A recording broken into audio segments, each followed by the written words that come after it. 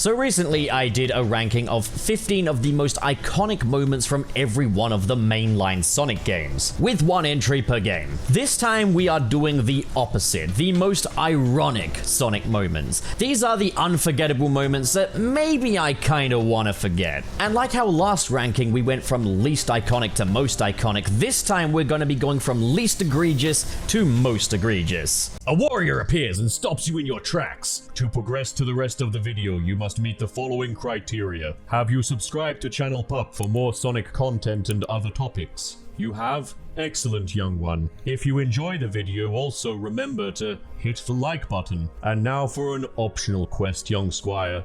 Channel Pup is a very poor man who does not have a lot of money. If you want to help him to turn that around and invest more in his own content and ventures, you can do so at the Patreon link in the description below, as well as that there are perks. You may now proceed with the remainder of the quest. Starting with number 15, All's Well That Ends Well from Sonic Adventure. This moment comes at the end of the game after the final boss with perfect chaos. Tails exclaims, "All's well that ends well, right?" while the city behind him is completely and utterly decimated. Station Square looks like a complete and absolute wasteland. And sincere little Tails over here is just trying to make the best of it. Tails, can you actually see, buddy? The buildings around you are trashed. The entire city is underwater. People are definitely dead. Their livelihood's gone. Think about the amount of debt that people are in because of this event. Lives are ruined, man. Just because you live on a shack doesn't mean that this situation's entirely okay, you stupid little fox. Why don't you just think for a second? You're supposed to be a genius, so why don't you just think? As dumb as this moment is, I have to say I feel a lot of affection towards it. It's one of those goofy, dumb, toilet brain writing moments from the adventure games that I hold in such a high regard because, my god, it is really, really funny. Bless their hearts, they tried to write good dialogue for this guy. There was a sincere and earnest attempt at making dialogue in this game, and I respect it for that reason, no matter how stupid and toilet brain it is. Coming in at number 14, we have We're Traveling Through Time and Space from Sonic Generations. I think I figured it out. Yeah, me too. Doubles of us? Places and enemies from our past? We're traveling through time and space! Another moment of Tails' toilet brain. I almost feel like this could be like a subcategory, like a new ranking of just Tails' toilet brain moments. So, they got sucked into portals, they went to the past, they met their past selves, and then Tails comes to the brilliant conclusion that they're traveling through time and space. And it took two of them to figure this out. Two geniuses to figure out that going to the past means that they are likely traveling through time and space. Tails, again, you are supposed to be a genius, buddy. It doesn't help matters how shocked the two Sonics are at this revelation as well. But the thing is, I can almost forgive Sonic for being a toilet brain since his key character trait isn't being a genius like Tails. But Tails has no excuse. You think that IQ of yours can rival Dr. Robotnik? It can't. No way, Jose. In fact, throughout this entire game, there is very little evidence of Tails being any kind of genius. It's honestly kind of surprising. Sonic Generations had some garbage toilet brain writing, but this for me is like the defining moment. Coming in at number 13, we have Tornado Defense from Sonic Unleashed. Now, I know there's a lot of people that would say the Werehog is surely like the most ironic aspect of Sonic Unleashed, but no, I'm gonna hand it to Tornado Defense, which admittedly isn't in the Wii and PS2 version, so there's going to be a whole bunch of people wondering what the hell I'm talking about right now. In the Xbox 360 and PlayStation 3 versions of Sonic Unleashed, there are stages where you fly the tornado to another continent. Now, this is kind of neat because this isn't the first time we've flown the tornado. It's a neat little throwback to Sonic Adventure and Sonic 2, right? Except you don't control the plane. And you don't control the weapons either. Yes, you are on turret duty, but the way this works is that the enemies and their projectiles will display a button for you to press, and then you press the corresponding button. This effectively results in a 6-minute long QuickTime event. Now, I personally don't hate these. but they're bloody pathetic. Definitely one of the least engaging moments of gameplay in any Sonic game. This is just interaction at its most fundamental form. It's like playing a game of Simon Says when you expected to play a platformer. There's no nuance to it or anything, but I suppose visually it's nice and I do like the music. Coming in at number 12, we have Amy's enforced marriage from Sonic Heroes. Gotcha, my darling Sonic. Amy, what are you doing here? Sonic, this time there's no way out of marrying me. Now, this isn't the first time she's tried to coerce Sonic into marrying her. In one instance, she tried to ask him to marry her in exchange for freeing him from prison. In this instance, she's just gonna beat his ass if he doesn't agree to marry her. The dialogue here is literally, "There's no way out of marrying me." That's kind of scary, bro. Amy, you got some issues. But now imagine if the roles were reversed. Imagine if it was Sonic saying to Amy, "There's no way out of marrying me." Suddenly the optics of this are a lot worse, aren't they? Now, I'm not trying to make a case that this is outright problematic writing. It's very much of its time as well, and Amy's characterization has only improved since then. But this is still really funny to me. It comes right before a boss fight. The two are literally locking horns over this. Amy, you got some stuff to work out, girl. That's all I can say. It also doesn't really help matters that the boss fights that follow these cutscenes are completely pathetic. Sonic doesn't really do character boss fights very well, but I think now that we've got a combat system in place with Sonic Frontiers, I'd definitely like to see it. Coming in at number 11, say it with me now. Where's that damn fourth Chaos Emerald? Now, it's funny when I hear Americans complaining about the cursing in Shadow the Hedgehog, because in the UK, damn's not really a curse word. You can say it to your grandmother for Pete's sake. But I will admit, it is funny how much emphasis they put on this word that they've never said in a previous Sonic game. Damn it. Damn, they got away. Damn you. Damn it.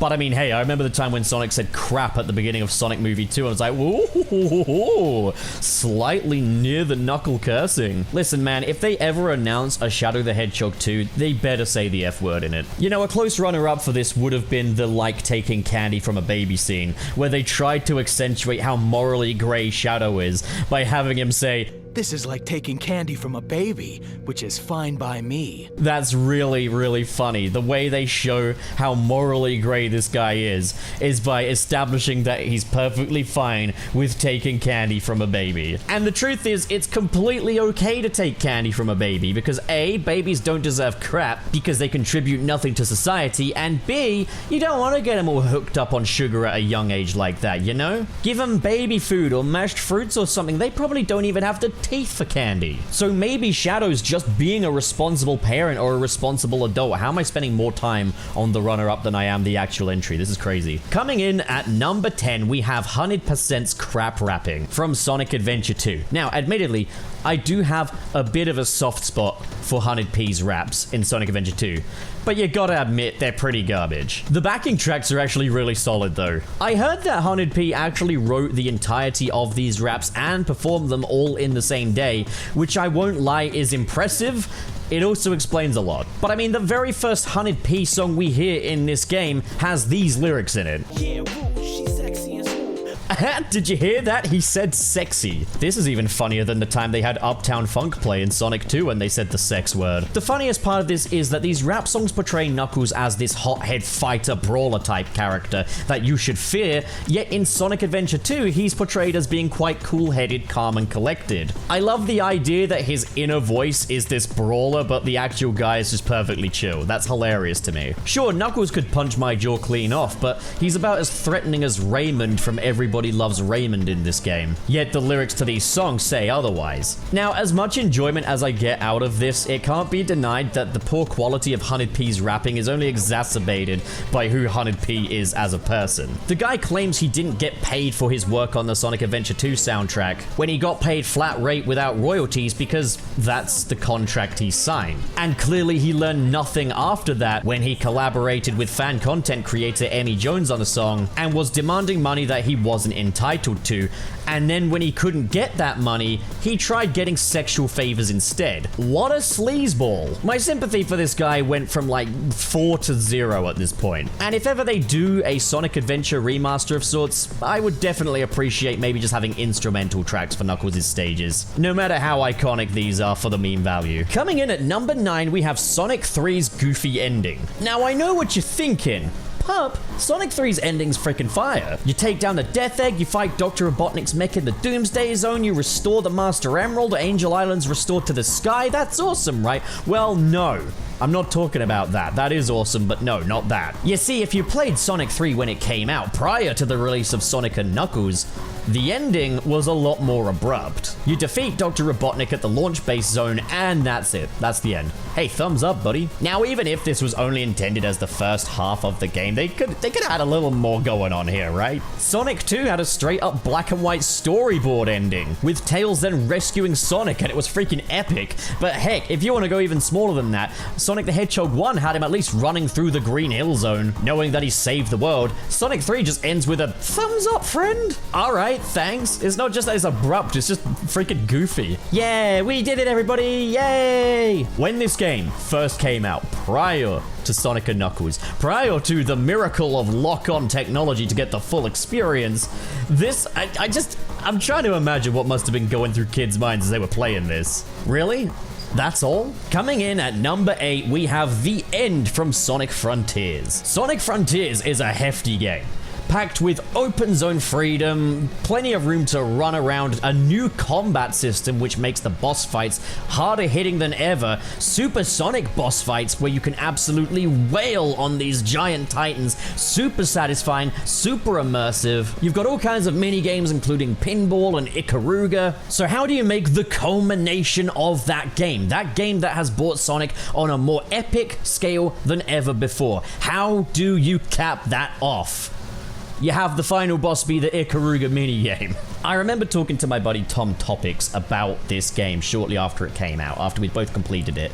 And Tom said that the final boss feels like a joke that he wasn't in on, and I think that is the perfect way to describe it. It feels like either the developers of this game were devastated that they didn't have the time to make a proper final phase, or that they were just snickering. How funny would it be if after the big dramatic Titan boss fights, the final boss were just an Ikaruga shooty game? Now, to tell you the truth, I enjoy this boss fight plenty. But no, it is not a fitting end to this game in the slightest. As it happens, modders found within the files of Sonic Frontiers that there was intended to be a third phase of the final boss, or a true final boss that just didn't get made.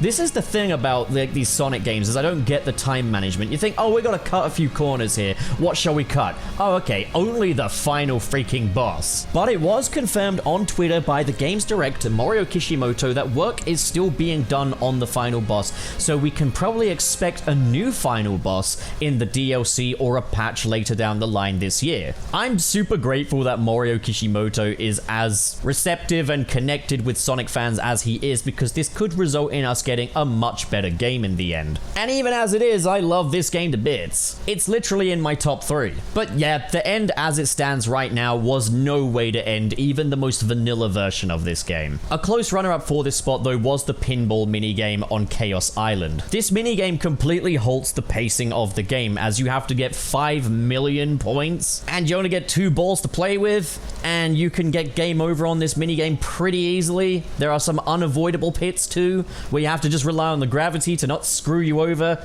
Yeah, that was pretty bad, wasn't it? Coming in at number 7, we have the rail grind stages from Sonic Lost World, particularly the one in Lava Mountain. Now, a stage entirely devoted to rail grinding can be done well. This really isn't it though. It is the opposite of fun. It's incredibly unforgiving, especially considering how horrendously telegraphed some of the traps and pitfalls are. Now, the last time you do a stage like this, and the only other instance of a stage like this in this game, is all the way back in the Tropical Coast Zone, quite a ways before you confront the Lava Mountain version of this stage, which is significantly harder. There's almost no opportunity to get practice with this. This stage will be the one that rinses you of your lives. This stage will be the one that makes you rage quit, and it's right near the end of the game, halting all progress entirely. But it's not without its redeeming qualities. The music is gorgeous, okay, Tomi Iwatani did not disappoint there, And also, the backgrounds are really pretty too. I'm not sure why there's like jellyfish and water in a volcano, but like, why not, you know? And the idea of different rails moving you at different speeds is pretty sound as well. Again, the ideas are there, but this is way too unforgiving for the second encounter with this style of stage for as late into the game as it is when compared to the first one. An instance of just poor difficulty balancing, really. Coming in at number 6 is Final Fever from Sonic CD. Sonic CD had a lot of elements that could have amounted to a cool finale. You're traveling time in this game, going to apocalyptic futures, salvaging them. You've got Metal Sonic, the ultimate rival to just, well, Sonic himself. And in the previous stage, you race against him. So what do you have for the final boss of Metallic Madness? A big propeller. A big, super easy to defeat, anticlimactic propeller. A big, boring propeller. A big, stupid, boring propeller. A dumb propeller that would have been fine for an earlier boss in the game. Would have been fine for just the last boss of Metallic Madness before you go into something else, which was originally intended. But the final boss of a game involving time travel and a Metal Sonic is a propeller? Well, this is not what I was hoping for at all. This is lame. I'm just coming to the realization that I didn't put Sonic Mania on either this list or the most iconic moments. It doesn't matter. Coming in at number 5 is Labyrinth Zone from Sonic 1. So, Sonic 1, the truth be told, once you get past Green Hill, it's all downhill from there. And I don't mean in a fun, roll up your momentum kind of way downhill. No, I mean as in the quality goes downhill. As it's like, yeah, we got this platforming character that moves like a pinball and can build up momentum, so let's put him in tight, cramped spaces where he barely gets the opportunity to capitalize on any of that. Labyrinth Zone is the epitome of that, as not only is he in a tight, cramped space where going super fast, which is what the character's all about, is completely discouraged, with traps and enemies that just jump out at you left and right. You spend the majority of this stage underwater. Now, I'm not necessarily going to say that being underwater and fearing for drowning is the worst part of this, as no, I think that's actually quite a good anxiety-inducing mechanic, and we've had some great water levels since this. It's the fact that we're already in a cramped space, and the water slows Sonic down even further. He can't build any kind of momentum underwater, and there's nothing to allow or assist him to build any momentum while he's underwater. Not like what we had in Hydro City Zone with all those fun water slides, or where water's completely avoidable in Aquatic Ruin. No, no, no. This is how this stage is. You're underwater, you're jumping occasionally, you're being super careful. Take it slow. Sometimes it might be wise to wait around to catch a gasp of air using the air bubbles. I'm not saying that this is a poorly designed level, because truth be told, it's not. It's not a level that makes use of any of Sonic's signature mechanics. It's a level that actively works against them, and not in a cool, this is challenging kind of way, but in more of a, oh my god, can I just have a little space kind of way.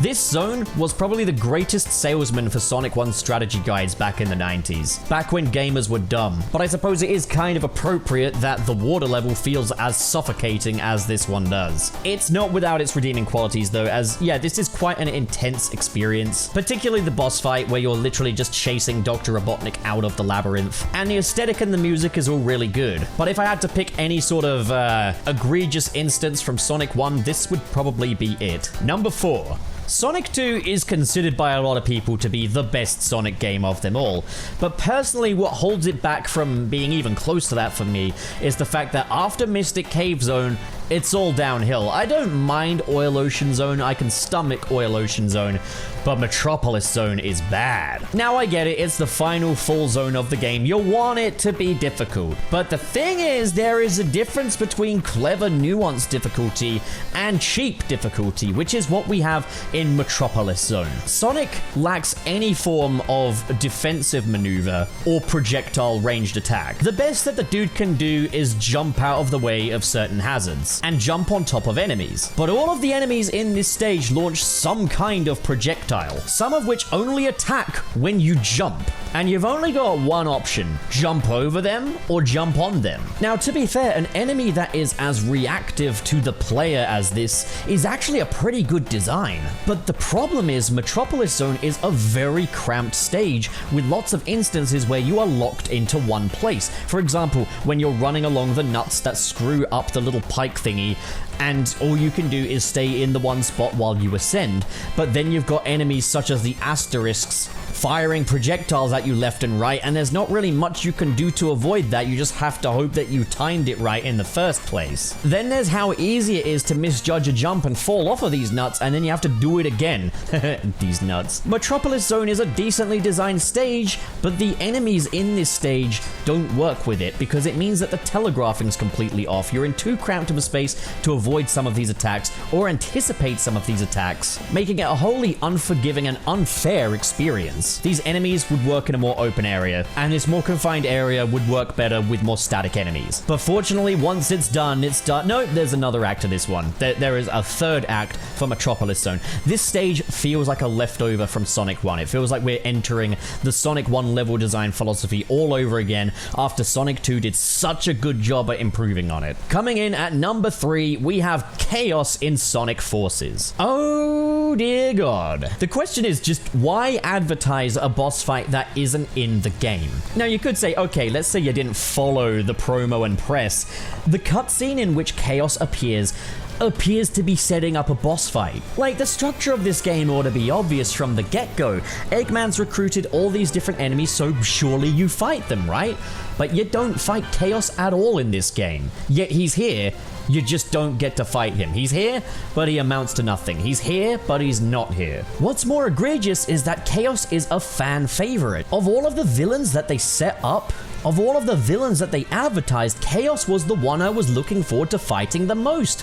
But we don't get to fight him. Yet we do get to fight Zavok. Oh, hell yeah. My boy Zavok. Oh, I love Zavok. I don't even think kids that grew up with Sonic Lost World care about Zavok. I don't actually think anyone grew up with Sonic Lost World because I don't actually think anyone bought Sonic Lost World. You mean to tell me we got 3 boss fights against Infinite, but we couldn't get one for Chaos? Shadow didn't even get a boss fight, but I'm a little more forgiving towards Shadow for the fact that we get to play as him at least. All Chaos gets is a cutscene, and one of the most appalling cutscenes in the entire series. Earlier on in the game, Silver establishes that while Sonic is dead, Tails has completely lost it. Yet this is the first time we see Tails after that, and he's fine. And then Chaos is about to attack him, and Tails cowers in fear, even though he's already faced more advanced versions of Chaos and bigger threats. Not only is he afraid, but he's pleading for Sonic, a dude that's been allegedly dead for 6 months, to help him. Then we get the first appearance in this game of the classic Sonic, who frankly doesn't belong here and amounts to nothing, who strikes Chaos down in one hit, more than his more advanced modern counterpart could do, before Tails declares that he's the Sonic from another dimension, even though we understand that this is the Sonic from the past. And then Tails declares that that makes sense, which it doesn't. I have no idea how they managed to get this many mistakes in one cutscene. And while Ian Flynn has made good on this cutscene a little bit in Sonic Frontiers, establishing that Tails basically lost all of his confidence when Infinite attacked, it doesn't change the fact that this cutscene here is a narrative disaster. There are potential redeeming qualities I could give it. I could say that maybe what Silver meant by Tails has lost it is that he's lost his edge, he's lost his, confidence or something like that. But that's not very clear. It sounds more like they're trying to imply that he's lost his mind for dramatic effect, because everything in this game is about dramatic effect. Let's talk about the other kind of runner-up moments here that I could have included, because Sonic Forces is full of them. We could have had how melodramatic Knuckles is about war to Vector. None of this is good, Vector.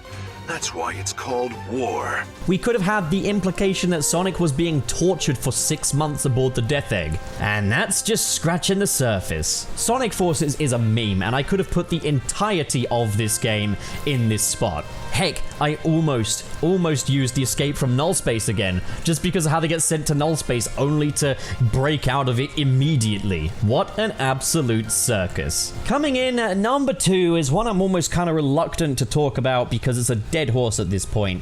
It's the kiss between Sonic and Princess Elise in Sonic 06. Now, truth be told, I think any sane person has moved on from this now. Like, if you're still angry about this, like, of course you can still criticize it, but if you're still actually angry about this, emotionally affected by this, go to therapy. But the thing is, this right here is the joke that gaming journalists would copy and paste into every single Sonic review going forward, even 15 years later.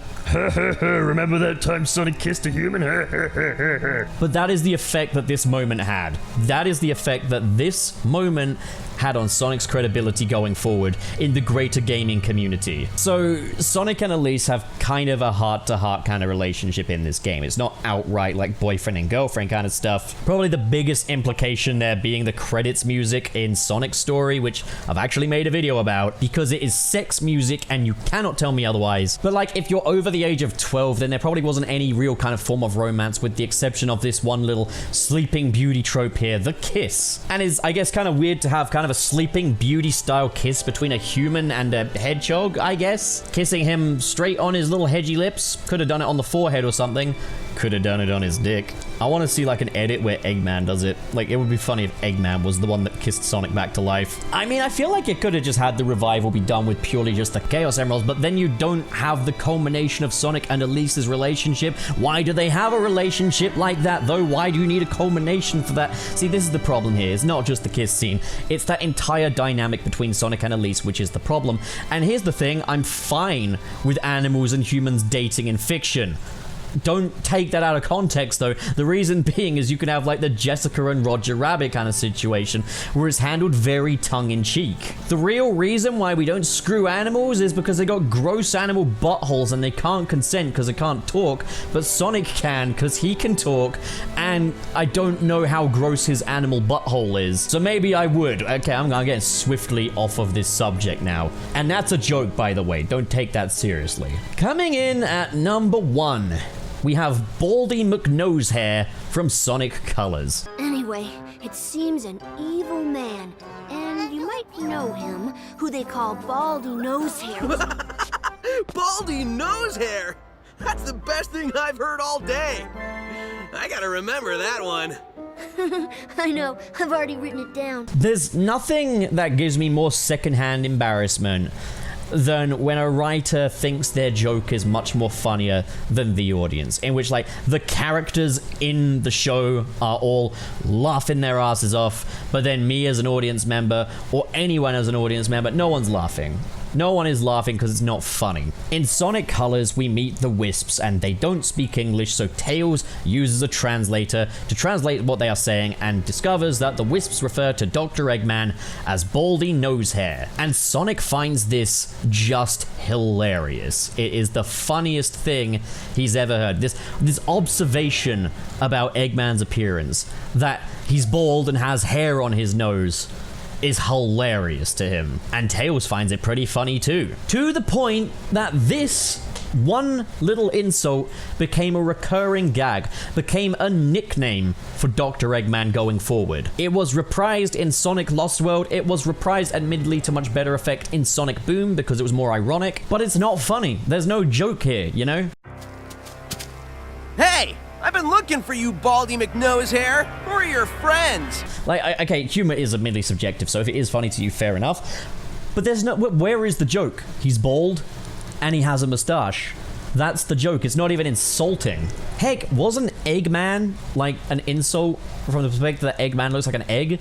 How is Eggman not the funniest thing in the world to Sonic, yet Baldy Nosehair is? This isn't the only instance of this writing style being reprised later on with running gags. There's also the running gag of destroying Dr. Eggman being Sonic's job. He stops you like it's his job or something. In fact, I can't remember a plan he didn't stop. No, seriously. We beat this guy every time. It's like it's our job or something. It's not good enough to reprise. It's really far from being funny. And I think the big reason why this, for me, is the most egregious moment is because it influenced the writing style of Sonic games going forward for the next 10 years. For the next 10 years, it was all this. It was all this brand of humor until Sonic Frontiers came along and got rid of it. This writing style informed the greater gaming community as well, that Sonic should never be taken seriously, and it's so insincere. I'm fine with having Sonic games occasionally that are strictly geared towards children.